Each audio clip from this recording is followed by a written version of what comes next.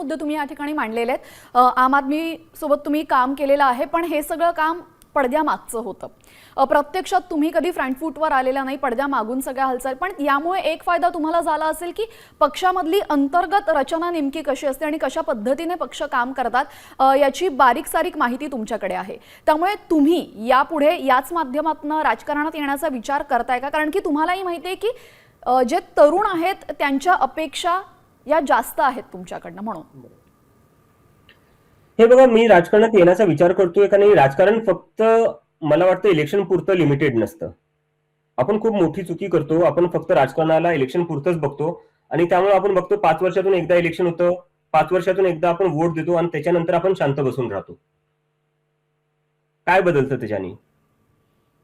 तर राजकारण मला वाटतं फक्त इलेक्शन पुरतं तुम्ही लिमिटेड ठेवू नका।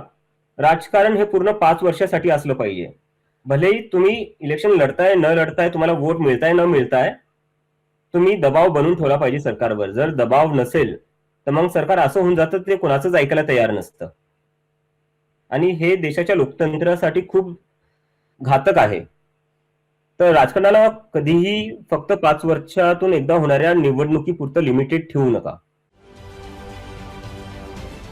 महाराष्ट्रातील सर्व बातम्यांचे विश्वासार्ह व्यासपीठ,